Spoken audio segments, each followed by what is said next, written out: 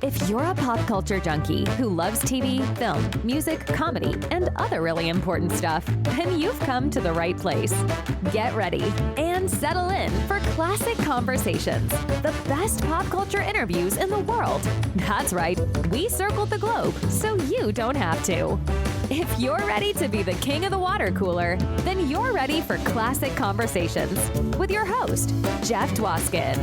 All right, Jane, thank you so much for that amazing introduction. You get the show going each and every week, and this week was no exception. Welcome, everybody, to episode 314 of Classic Conversations. As always, I am your host, Jeff Dwoskin. Great to have you back for what's sure to be a family classic episode for the ages. Jon Beckerman is here, writer, producer, director. We are talking all about his brand new TV show that he created, Dinner with the Parents, on Amazon Freevee. I got a sneak peek at this sure to be a classic sitcom. We're talking that, we're talking Ed, we're talking so much more, and that's coming up in just a few seconds. And in these few seconds, Steve Heitner visited me last week. After a weekend of comedy together, Steve came onto the podcast. He shared so many great stories from Seinfeld. Do not miss that episode. But right now, do not miss my conversation with Jon Beckerman. We're diving deep into the amazing, hilarious show, Dinner with the Parents. We're talking about how he created the TV show Ed. We're diving into The Late Show with David Letterman. Lots of great stories coming at you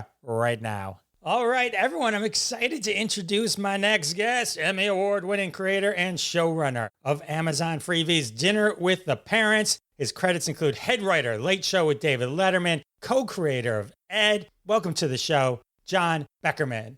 Hey, Jon. Hey, Jeff. Thank you for having me. I am so excited and obsessed with your new show, Dinner with the Parents. I love it. It's amazing. Thanks for giving me a sneak peek. And I know everyone can start to watch it on Amazon. And I want to talk about that a lot. Couldn't stop. I meant to I was going to watch a few episodes just to prep. And then next thing you know, I'm waking up early under the covers watching it. I got through. Anyway, so it's amazing. I love it. I'm thrilled to hear that. Thank you. It's my new favorite show. It's always great to discover a new amazing show. I mean, the cast, everything. Wow. It was super hilarious. All right, well, let's get to that. We'll tease that because everyone can wait and we'll talk about that a lot. Okay. You have such an amazing career that's led up to this. Head writer, Late Show with David Letterman, co-created Ed. Where did you start? Born in Pittsburgh, where was the gem of, I got to get into the world of writing and comedy? Growing up, I was sort of an academic geek for the most part, with a deep interest in comedy and cartooning and comics, stuff like that. I grew up in the 80s when it was not easy to come by the things that fascinated you. So it was a matter of waiting around for, Monty Python to show up on Saturday night on PBS, which was miraculous. That what is this, or scavenging every Barnes and Noble or whatever the chain bookstores were at the time for Stephen King paperbacks that I didn't already have in my collection. You had to go out and find stuff. And that was how I spent a lot of my time, going out and finding music, comics, books, comedy. Then the next big step was, thanks to my academic nerddom, I managed to get into Harvard. And when I got there, I discovered something called the Harvard Lampoon, which is this ancient college humor magazine that has its own building on campus that looks like a castle and that had this very exclusive, mysterious aura about it. And freshman year, I managed to get on staff of the Lampoon as cartoonist. And it was only then that I started to see people a few years older than me go on to forge careers in comedy, in TV, magazines, what have you. Had that not happened, I think today I would probably be a professor or some other kind of writer maybe. But it was only because I saw peers, people who were several years ahead of me but were already becoming kind of legends like Conan O'Brien, that gave me the idea that this was something that could possibly be within my grasp. When I got out of college, I moved to New York hoping to write for either Saturday Night Live or Letterman. Letterman was my favorite show on TV by far. And somehow, miraculously, around a year after I got out of college, I was on the Letterman writing staff, as crazy as that sounds. I like to think that some of it was due to whatever skills I had, but clearly a lot of it had to do with connections that I had made thanks to the Harvard Lampoon. Specifically, when I was a senior on the Lampoon, we got a call from the National Lampoon, which was not really directly affiliated with the Harvard Lampoon, but which had been started by some Harvard Lampoon grads back in the 70s. I think that's right. They were doing a college issue where they were reaching out to all sorts of college humor magazines wanting submissions. And I wrote a bunch and I managed to sell 2 or 3 pieces to them. And when I met these editors that were working there, and they all went on to have amazing careers, like on The Simpsons and all kinds of TV shows. But I was lucky enough to meet them in that moment. And that led to me getting hired for some very early jobs that I had in New York. And similarly, I had met a writer named Paul Sims, who I believe was a senior when I was a freshman at Harvard. I met him through the Lampoon, and he went on to have an incredible career, which he still has. And he was very helpful in getting my material in front of the right people at Letterman, because he worked there pretty much immediately out of college himself. So by the time I had graduated, he had already been and gone from Letterman. And I don't know if anyone would have ever even noticed my submission had he not said, you should take a look at this guy's stuff. It really is all about who you meet, for good or for bad. That's just kind of the way it works. Thank goodness for Paul. Jon, what does a submission to the Letterman show look like? Like, what did you put together?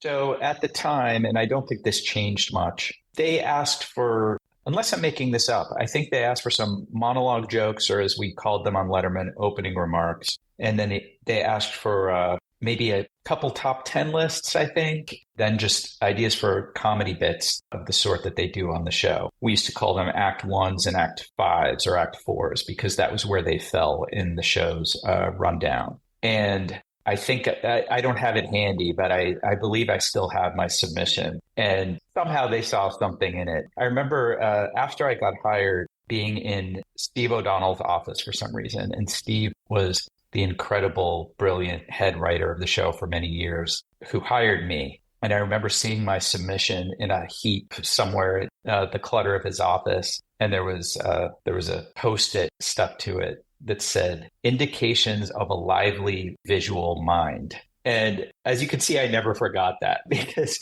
it meant everything to me to have any sort of approval from someone like Steve. And so when I saw that, and I and not that that's the highest praise in the world, right? Indications of a lively visual mind. Didn't say funny, but I was like, all right, I'll take it from Steve. That's fantastic. Well, he saw something. So that's... Yeah. Seeing promise, I guess, is a lot. So yeah, it's everything when you're starting out. Did you engage with David Letterman a lot? Oh, yes, Jeff, I did. Yeah, that was a big part of the job, practically from the beginning, because I hadn't been there for very long at all before I was sent off by Rob Burnett, who became the head writer shortly after I was hired, to sort of supervise a remote. Remotes are what we called the pieces where typically on a Friday, we go out with the cameras and do something with Dave. It could be going door to door, asking weird questions. It could be any of those pieces that we shot out in the world. The first one that I was sent out on was Dave helps Marv Albert buy a suit. And I hadn't spent much time one-on-one with Dave at that point. And I just remember getting into the van to go, to shoot this thing, sitting beside Dave, just being speechless and probably just staring at him as if he were some character from a fairy tale come to life magically.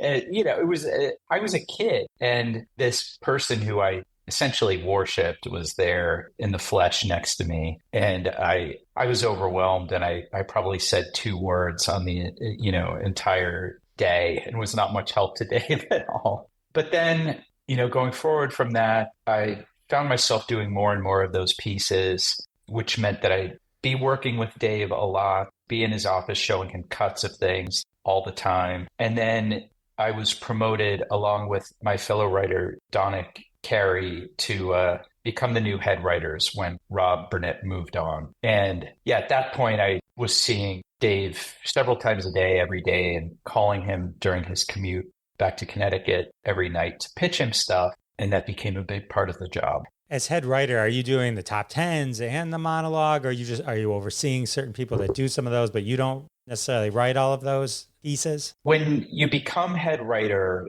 the thing that I disliked the most about that gig, and there were many things, if I'm being honest, but the biggest one was you're not a writer anymore. And, I think where I enjoyed myself the most and probably where I had the most to contribute was as a writer rather than as the person wrangling the other writer's materials and trying to sell it to Dave. I was supervising all of the comedy on the show with the exception of the opening remarks, the monologue, which there's almost kind of a separate staff for. There was at Late Night and Late Show. There were writers who exclusively worked on that and were great at it. And I think other writers were welcome to pitch jokes, to contribute, see if they could get jokes on. But it was never something that I gravitated toward. I don't think I ever submitted a page of monologue jokes. At the time, I couldn't quite wrap my head around that task. Top tens, however, were one of my favorite things to write for the show. And they don't seem that different from monologue jokes, but for the way my brain works, they were a whole different thing and something that I really loved. Like, I wish I was still writing them now. I just enjoyed it so much. And then, all the remotes, all the kind of sketch type bits, viewer mail, all of that was under my supervision. Top tens are my favorite. Monologue jokes must be hard because they're only good for that moment, and you have to. Right. The top 10, they're just genius. I remember like at camp, like everyone, I think that's the thing, everyone, nobody would go to camp and start doing top monologues. So they would go to camp and we would make top tens. And yeah, just like we saw on Letterman, those were at work once. I wrote a top 10 for a conference that hired a Letterman impersonator. Oh man, that's great. I wish it went better. It wasn't a very good Letterman impersonator. I just think that's brilliant. That sounds like a dream job. So I'm sure you get to interact with the guests that come on. I found a clip online of you spending a lot of time with Bill Murray. Oh yeah, that was within months of me starting at the show. That was back at Late Night on NBC rather than Late Show on CBS. And there was a period of time where I would get cast fairly often on the show, I think because of some combination of my looks and demeanor and sort of deadpan kind of hangdog, like sad face. And that was an idea that I did not come up with. I think maybe Spike Feresten had this idea, which was when Bill Murray was going to be a guest on the show, what if Bill were to see that there was one person in the audience who did not seem to be enjoying the show. Everyone else is laughing and loving it, but what's wrong with that guy? And I played that depressed guy in the audience. He pointed me out to Dave, and then he took it upon himself to cheer me up. And he spent the rest of the show, so there'd be periodic cutaways to me and Bill doing different things where he was trying to cheer me up. He bought me a snack from the vending machine at 30 Rock. He conscripted the Reverend Al Sharpton to give me a pep talk. So I was in a scene with Bill Murray and Al Sharpton, and it all ended with us skating together, holding hands on the Rockefeller Center ice rink. You can imagine, as an 80s kid who grew up on stripes and meatballs and all of that stuff, Ghostbusters and all of it, that I couldn't believe that somehow life had put me in this situation where I was ice skating, holding hands with Bill Murray. It was incredible. That to me seems like it's the story topper anytime you're out. Someone's like, oh, guess who I met? And you go, oh, I got one too, but you go first. I don't want to ruin your story. Yeah. So you go first. No, it's an amazing thing about that job. And I suppose probably a lot of late night talk show type jobs, which is that, for whatever period of time you're doing that job, you are very regularly encountering all kinds of famous people. That doesn't happen when you're working on a sitcom, say, because you've got the cast, you've got whatever guest stars there are going to be, but it's not just the constant influx and flow of the most famous people in the world. And you find yourself writing sketches for them and giving notes to them on their performance, getting yelled at by them.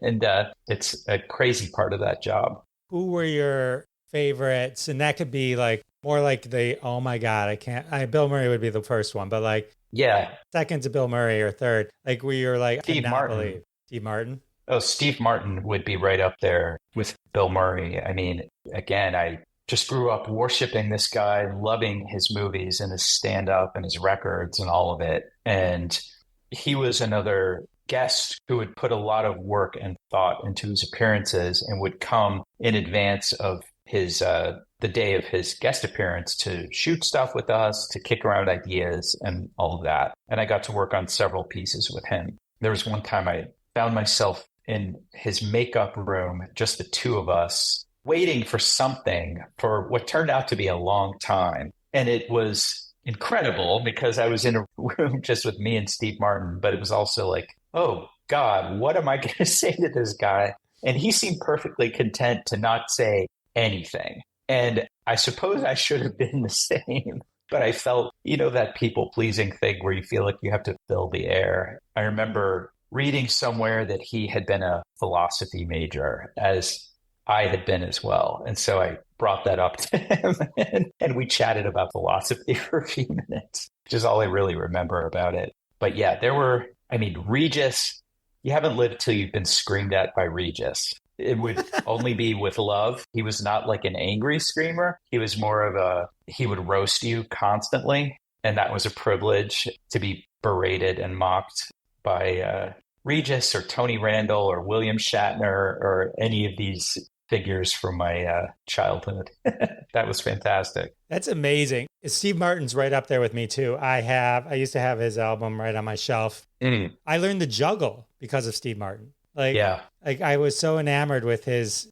routine when he would do the kind of thing with the ball where he's kind of like, I taught myself how to juggle. And I'm always like, just the other day, someone mentioned France and I'm like, oof means egg. Chapeau means hat. It's like those French have a different word for everything.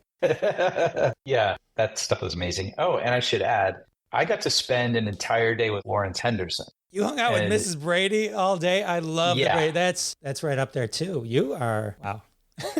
For me, that was maybe a highlight of the entire experience. Not that I aspired to the comedic brilliance of the Brady Bunch per se, but I have seen every episode many times, as anyone my age should have, and which I managed to pass along that fandom to my now teenage daughters. Makes me very happy. Yeah, on the podcast, I've talked to Susan Olsen, Christopher Knight, Robbie Rist, and Lloyd Schwartz. Wow. Yeah. That's great. I would have more, but they won't return my calls.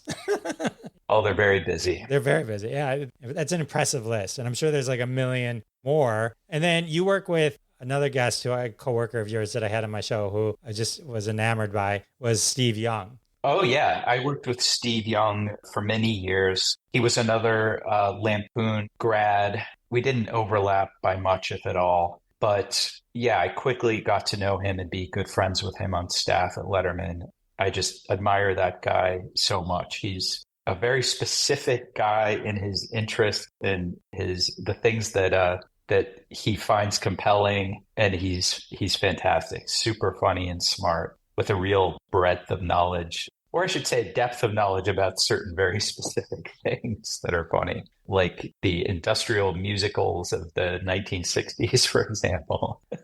I became obsessed with that, and that's what we talked about. I watched Bathtubs Over Broadway, and we dove into that, and learning about that world was so fascinating. And then how we learned about it from the Letterman show, getting funny records for Dave. Right.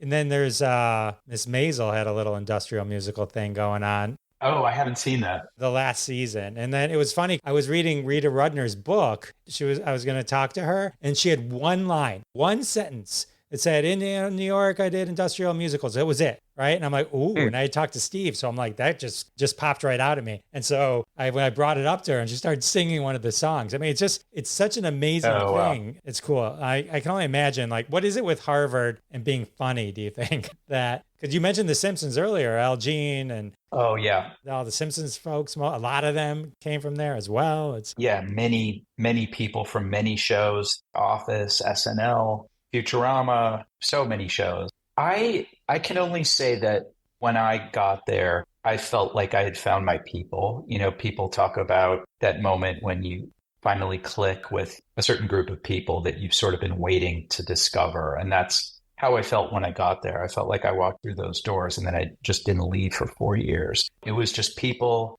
who shared my love and obsession with comedy. And there was a building for them to party in. I mean, I think it's just the fortune of such a place existing. I think a lot of schools have humor magazines, or at least used to, but probably not on the scale of the Lampoon. They probably don't have a castle. And, it was just incredible good fortune for me to manage to get into Harvard and then to get on staff there.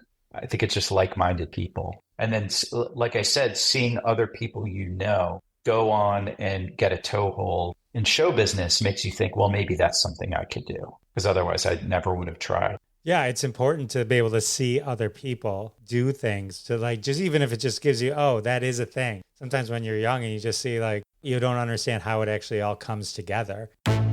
Sorry to interrupt. I have to take a quick break. I want to take a quick second to thank everyone for their support of the sponsors. When you support the sponsors, you're supporting us here at Classic Conversations, and that's how we keep the lights on. And now back to my conversation with Jon Beckerman. At Letterman, talk to me about like meeting Rob Burnett and then becoming a collaborator with him, co-creating Ed. Yeah, so Rob, as I mentioned, became head writer shortly after I was hired. And, he mentored me for a while. There was a period of time where I didn't really know what I was doing.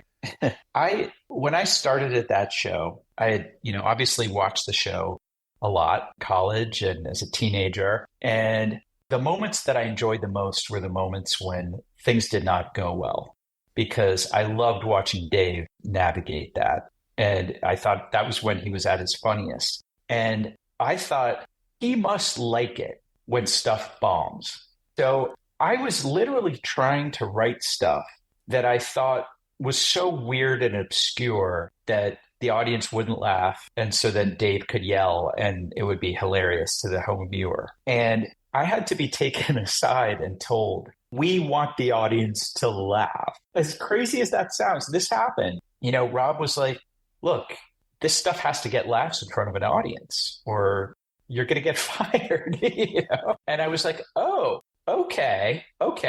And then set my mind to the task of writing things that filled that overlapping part of the Venn diagram of things that I found funny and things that whoever showed up in the audience that night might also find funny. And that's what I've been doing ever since. Once I turned the corner and was able to be of value on the show, I think I became one of the people that Rob would turn to when we were in crisis mode or, when we really needed something. So I ended up spending a lot of time in his office working on things together with other writers as well. I think we just developed a really good rapport and friendship and shared a very similar sensibility we loved the same things. We both loved Albert Brooks. We both loved Christopher Guest. We both loved Steve Martin. We had the same references that we were pulling from. What happened was Rob went off to create and run a show with Bonnie Hunt, the hilarious actor Bonnie Hunt. And that got on the air, but I guess didn't last long for whatever reason. And he returned to Letterman. That had been a Worldwide Pants production, I should add, Dave's company. When he got back, he asked me if I would be interested in developing a primetime series with him. And I absolutely was. I was thrilled to be asked. And that was where Ed started.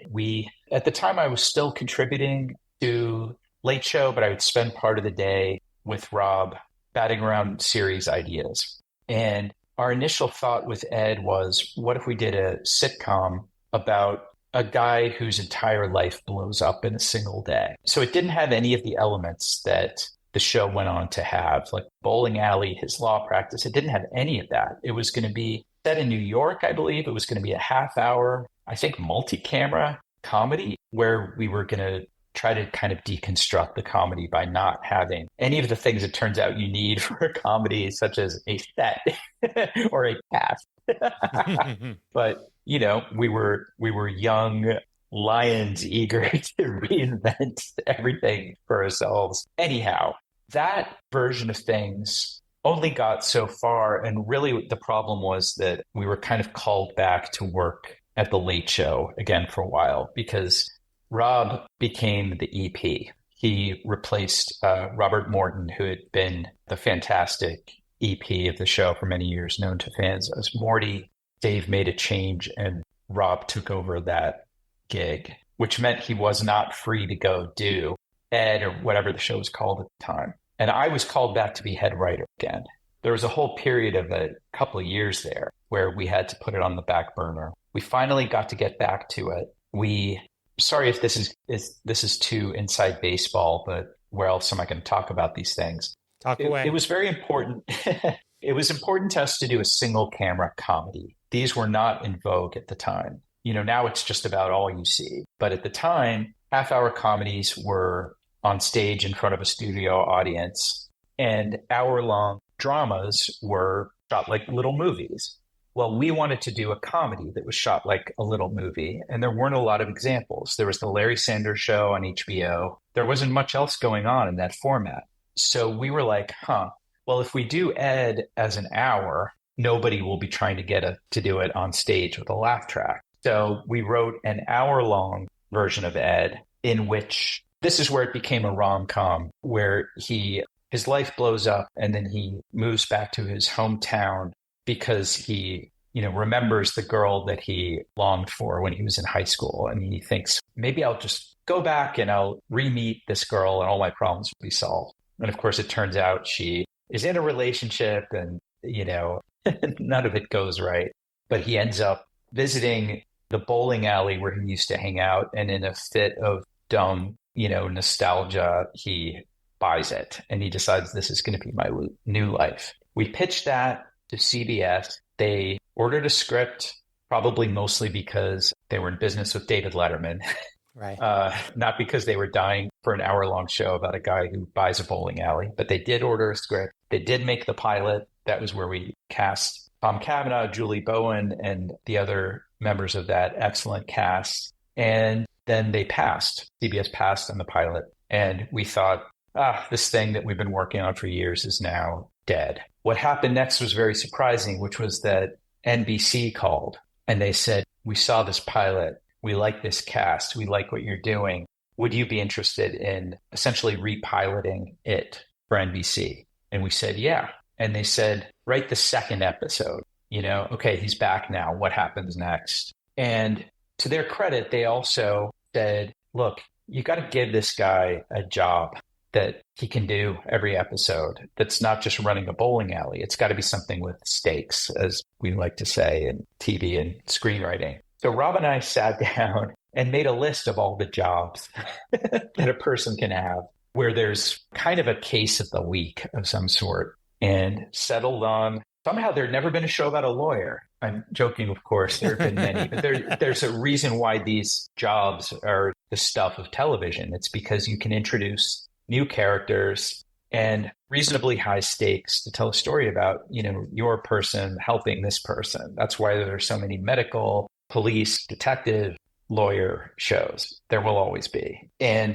I believe it was even Scott Sassa, the NBC executive at the time, who said, yeah, you should put his law office in the bowling alley. And we were like, yeah, okay, that's weird and good. And we did it. And that became kind of the calling card of the show, such as it was. So, he was the bowling alley lawyer. And we got 4 seasons out of that. That's amazing. Mm-hmm. All right, let's talk about your new show. I'd love to. Dinner with the Parents. Yes. This is a show based on a format created by the brilliant British comedy writer Robert Popper, who created a show some years ago called Friday Night Dinner, which ran very successfully in the UK for a number of seasons, or series as they call them.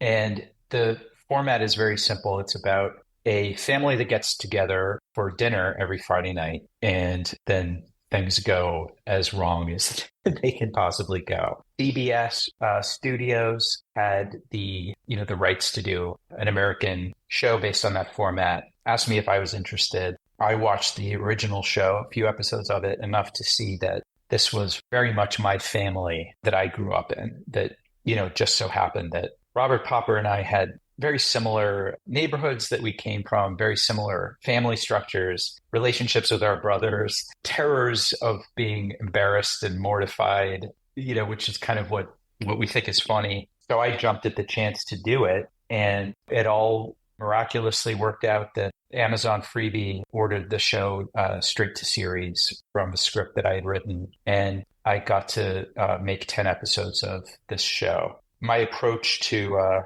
the project was not to try to recreate what Robert had done, because I felt like those shows exist. Many episodes are there. You can watch The Dad based on Robert's dad and the whole rest of it. And I thought the way I could make myself the most useful here is if I take this format of the family getting together every week and just make it more about not my family exactly, but my kinds of relationships and people that are in my life. So that's what I did. The characters are named after my family's middle names. So like there's a David because I'm John David. There's a Greg because my brother is James Greg, and so forth. And definitely drew from some things about us. And it's the most fun I think I've ever had making anything. It was a total blast. And I hope that comes through to some degree in the finished product. The finished product is amazing. Thank you so much. I loved it. I mean, usually I'll watch a little bit of something just before I talk to someone. Yeah. I watch the whole thing. like not the whole episode. Awesome. Like the whole thing. This is what I realized at the end of it. The whole time I'm watching it, I'm like, oh, that's just like my family. Oh, my dad was like, and then I realized, wait a minute, I'm as old as the dad in this show. I know. Well, this is something that I had to sort of work my way through, because when people write a story, there's generally the character that's kind of the avatar for the writer, and usually that character is kind of your way into the world of the story, right? So like on this show, the character I named after myself is the older brother, David, and I'm a big brother. David is a mathematician. I was a math geek. And I was, definitely drawing from my experience being the big brother, being a nerd with a cooler brother, which my brother is cooler than me, although he might argue with you about that. But then I found that when I was trying to create this family, I related much more to the dad at this point, because I am a dad. My kids aren't as old as the brothers on this show, but they're teenagers. And I'm the embarrassing dad now. I'm not the kid being embarrassed. I am the dad causing the embarrassment. And so I had to sort of create this weird hybrid of my dad and myself to be the dad on the show. So that was weird. Well, what threw me off at first, not realizing like, wait a minute, I am as old as parents on this show, it's weird because you grow up watching shows and you relate more to the kids. And like, the parents are the old ones. And I'm thinking to myself, oh my God. And what threw me at first is the dad on the show is a dentist, and my dad was a dentist. So I was so immediately I just made him my dad. But then I was like, oh, wait a minute. No. And by the way, there was tons of great, I'm not going to say any of the jokes because I want comedies. I think when people show a joke or something, it's like the band that he's in, hilarious. There's some great like callback jokes later on where you just reference something that happened earlier that was great. The entire cast is insanely hilarious. And everything was like, the brother dynamic is hilarious because that's how we all are. We're like who we are. And then for some reason, when we get together as a certain unit, we become who we were. Yes, that's what the show is about. And that's what I immediately saw when I watched Friday Night Dinner. Oh, this show really gets that. It gets the way that family relationships are kind of frozen in amber for decades, and they never really evolve. I mean, maybe in some cases they do, but it's always rooted in whatever happened when you were at the beginning of your life. And it's crazy how persistent that is. 100%. The UK show, Friday Night Dinner, which did run for 6 seasons and was out, at least nominated for lots of awards. The late Paul Ritter, who was the father, won an award. Yes. So is there, people watch British shows now. It's a thing. I mean, maybe it's always been a thing, but I do know now there's like services you can buy. And I have friends that are obsessed with, BritBox. And I have friends that are obsessed with British shows. Is there a little bit of a, is it, because it's a show, it was a revered show, right? It was like to then Right. make a version of that, knowing people can, Mhm. like, I feel like when people watched All in the Family, no one had seen the original show, I think. Right. So, Right. Yeah. I mean, that's definitely a thing, you know. I'm sure there will be people outraged that we would dare to do this. But by the way, it's not like I just snuck off and did this. Like Robert Popper is one of the EPs on this show, you know. There's several people involved in Friday Night Dinner that worked on this show and that I now know and value enormously my relationship with them and getting to work with them. So this was a joint effort between me and some of the people who made Friday Night Dinner. Having said that, you know, all I tried to do was make a great show and make a show that would be funny to me and that in no way is trying to replace the original show, which, as I said, it's there. Go watch it. Enjoy. I took the American Office as my best case scenario, where I love both. I loved the Ricky Gervais Office. I was skeptical when I saw that they were going to do an American Office.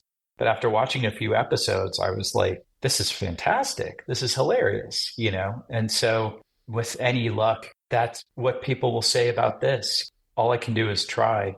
I feel very fortunate to have been given the opportunity to use a format that works and make it my own. Put it this way. If I had just gone out and said, I want to make a show about a family that gets together for dinner every Friday night, and the characters are going to be loosely based on me and my family, nobody would have made that show. We can talk about why, but I'm just telling you, nobody would have made that show. We're in a world of IP where all you have to know is that something worked once somewhere, and it's like, all right, this is something worth rolling the dice on, because that's all it ever is rolling the dice. I'm just thrilled that I got my hands on it because I've developed a lot of projects, and this is the first one lately to make it all the way to series. I guess it's all my way of saying if there are negative comments on YouTube, I'll be okay.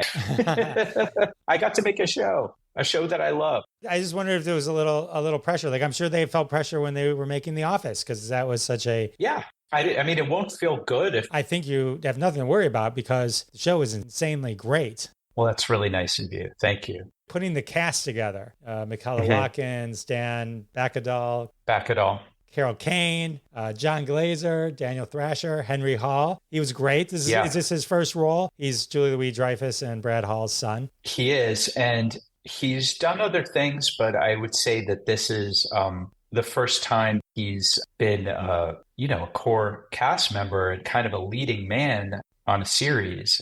He hadn't done that before, and he stepped right into it to a degree that astonished me. I remember we first bonded over Zoom when, not to bring up Albert Brooks again, but he's such a touchstone for me. And there were things about Henry's audition reads that reminded me of Albert Brooks. And I said that to him, and he was like, oh, really? Because that's my hero, and that's incredible. And I just felt like this was a guy that, even though we're different generations, we kind of spoke the same language in terms of comedy and taste. And I should add that he has a music career as well and is astonishingly talented as a singer, songwriter, musician.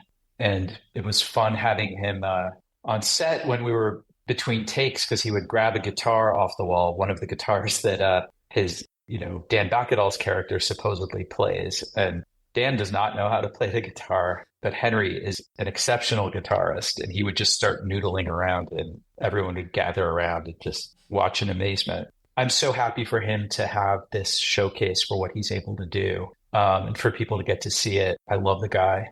And Daniel Thrasher, who, similarly, I don't know if he had any kind of conventional television credits before this, but has created an empire for himself as a YouTuber with millions and millions of views and followers out of just nothing, out of turning on an iPhone camera and doing funny things.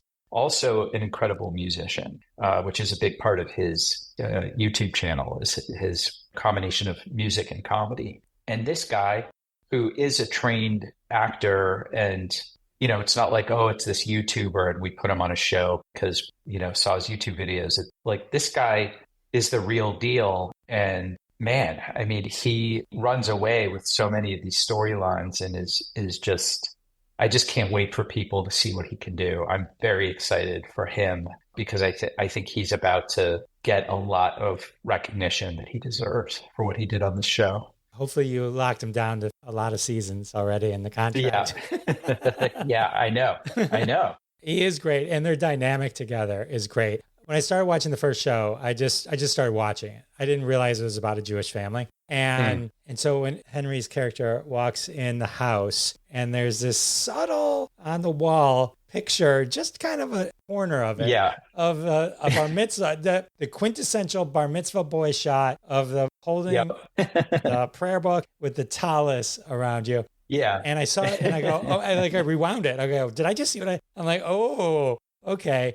I loved how Jewish the show was. So at that point, I'm like, oh, is it subtle or is it going to be that? Oh, it's not subtle as you moved on. But like, Yeah. But I was like, oh, I love this. There was just so much of that kind of stuff that just was so great. And I loved how you took what could be considered boring or mundane Jewish things and made them awesome. Shiva, Passover, like all those things. Like, Thank you. Well, yeah, look, I mean, this came out of a few different things. One was just that Friday night dinner was about Jewish family in North London that gets together for Shabbat dinner. And I happen to be Jewish. It was, I grew up in a very Jewish neighborhood, similar to where Robert Popper grew up. And to me, the best comedy is always specific and drawing off what and that's what I know. That's how I grew up. So it was super fun to draw from my background as a very reform Jew that doesn't know what I'm doing most of the time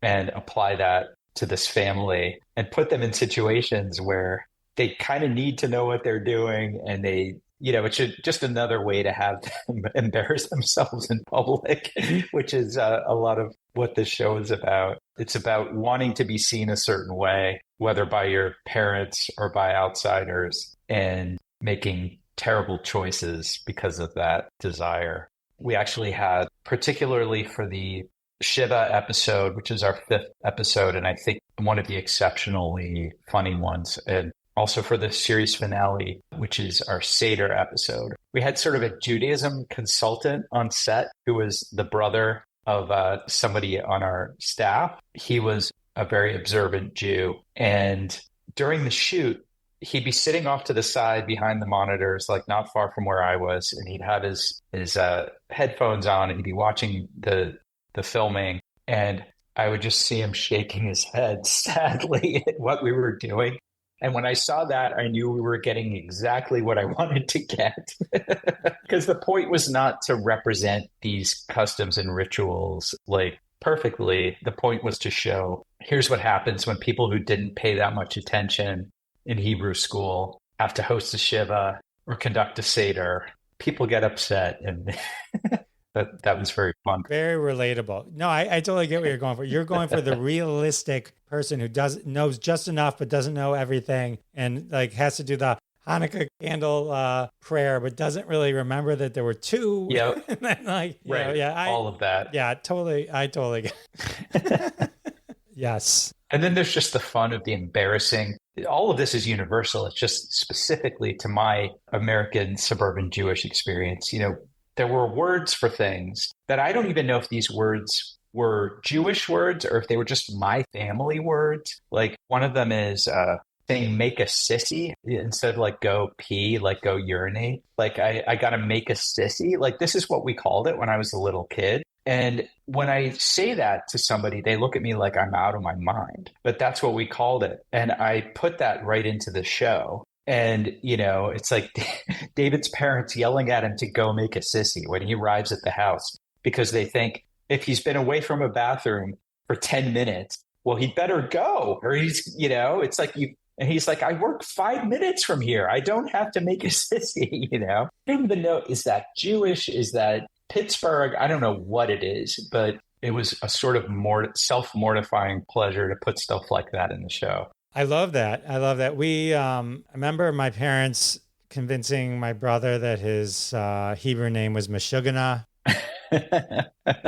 Growing up, we had Shabbat dinners as well as a family with my aunt and my cousins. And so I grew up really close to my cousins, and my grandparents were there. And when I was watching the show, it reminded me of something that to this day, I mean, decades later, I feel guilty about. My grandma, she was older, and I was in high school. You want to leave, you want to put in the time, but then you want to go. And I go, right. Oh, grandma, I'm meeting friends. She's like, oh, what time? And I would look at the time, and if it was 6:30, I'd be like, 6 o'clock. It's 6:30. You better go. Jeff's got to go. And I'd be like, oh, bye everybody. And then I would leave. It's at the time, but then you look back and it's like, people pass away and the time goes on and the dynamic changes. And I was like, oh, why was I in such a rush to get out of there? Why couldn't I have just enjoyed it? But yeah, family dinners are the best. And you've made something extremely special. And there's no weak links. Every character is just as funny or funnier, depending on the episode, as everyone else. And it's, like I said, I couldn't stop watching it. I couldn't stop watching it. And I'm going to have to watch it again with my wife. I couldn't wait for her. Awesome. I couldn't wait. I had to just do it. Well, I'm glad it's given you a little bit of joy. And that's really all this show is meant to do. It's, it doesn't really have an agenda beyond making you laugh and giving you a little release and happiness for half an hour. We just tried to do that with as much craft and as much art as we could muster up. So I'm really glad to hear it worked for you. Well, it's amazing. Everyone needs to watch this incredible show, Dinner with the Parents. Is it via Amazon Prime or with freebie and that you get through kind of Amazon? It's a freebie original. And what that means is you do not need to be a paying Amazon Prime subscriber to watch the show. If you go to the Amazon Prime website or app, you will be able to find the show through that. Or Freebie has a standalone app, that you can watch on your smart TV or your phone or your whatever. Either way works. It's called Freebie because it's free. There's no subscription required. Very clever name of the app. Jon, thank you so much for hanging out with me, giving me the inside scoop. My pleasure. On your Letterman and Ed and your awesome new show. I'm excited for everyone to discover it.